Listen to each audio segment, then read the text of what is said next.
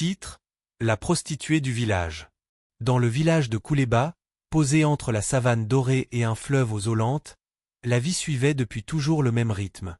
À l'aube, les coqs chantaient, les femmes pilonnaient le mil, les hommes partaient au champ, et le soir, tout le monde se retrouvait sous le grand fromager pour écouter les anciens raconter l'histoire du village. Les couples y vivaient avec leurs querelles et leurs réconciliations, mais l'équilibre tenait bon, comme un panier tressé avec patience. Puis un jour, Hawa arriva. Elle n'était pas née à Kouleba. On disait qu'elle venait de la ville, d'un endroit où les routes sont plus nombreuses que les arbres, et où les promesses se font et se défont aussi vite que les saisons. Hawa était belle d'une beauté qui ne criait pas, mais qui attirait. Elle marchait droite, parlait peu, et ses yeux semblaient porter des histoires qu'elle ne racontait à personne. Au début, le village l'accueillit avec la curiosité réservée aux étrangers. On lui donna une petite case à l'écart, près du fleuve. Les femmes l'observaient de loin, les hommes détournaient les yeux, puis les ramenaient aussitôt. Hawa ne cultivait pas les champs, ne vendait pas au marché. Très vite, les murmures commencèrent. Elle vit de quoi, celle-là? On dit qu'elle reçoit des hommes la nuit. Le mot finit par tomber, lourd comme une pierre, prostituée. Hawa ne nia jamais. Elle ne confirma pas non plus. Elle vivait simplement, lavant ses vêtements au fleuve, saluant les anciens avec respect. Mais la nuit, une lampe restait parfois allumée dans sa case, et certains hommes trouvaient le sommeil ailleurs que dans leur foyer. Au début, ce fut discret. Un mari rentrait plus tard que d'habitude. Un autre devenait soudain silencieux, l'air préoccupé. Puis les disputes commencèrent. Où étais-tu encore? Pourquoi ne me regardes-tu plus comme avant? Les femmes de Kouleba se retrouvèrent au marché, leur voix basse mais leur regard enflammé. C'est Hawa. Depuis qu'elle est là, nos maisons ne sont plus en paix. On disait qu'elle avait brisé tous les couples du village.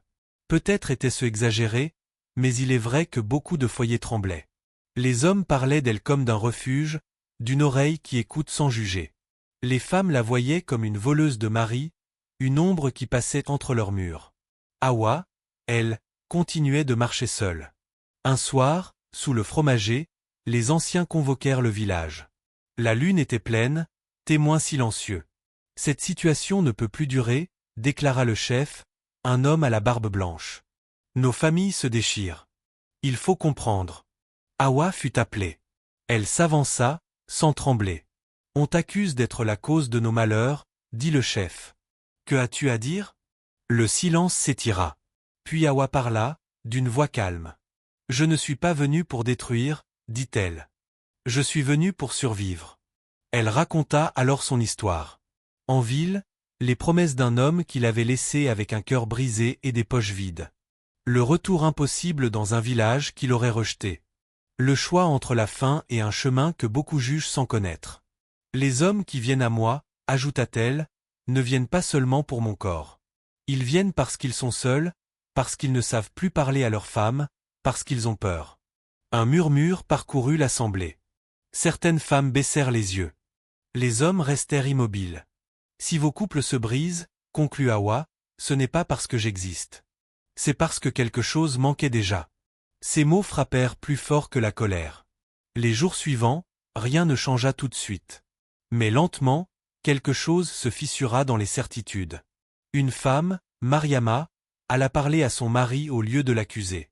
Un homme, Issa, resta chez lui une nuit entière, pour la première fois depuis longtemps. Hawa, elle, sentit le poids du regard collectif s'alourdir. On la craignait moins, mais on l'isolait davantage. Elle comprit qu'à Kouleba, elle serait toujours celle par qui le scandale est arrivé. Un matin, elle partit. Sans bruit. Sa case resta vide, la lampe éteinte pour de bon. Le village retrouva peu à peu son calme. Certains couples se reconstruisirent. D'autres ne survécurent pas. Et sous le fromager, quand les anciens racontaient cette histoire, ils ne parlaient plus seulement d'une prostituée. Ils parlaient d'une femme qui avait été le miroir de leurs failles. Et à Kouleba, plus personne n'osait dire que tout allait bien avant, sans se demander si ce n'était pas un mensonge confortable.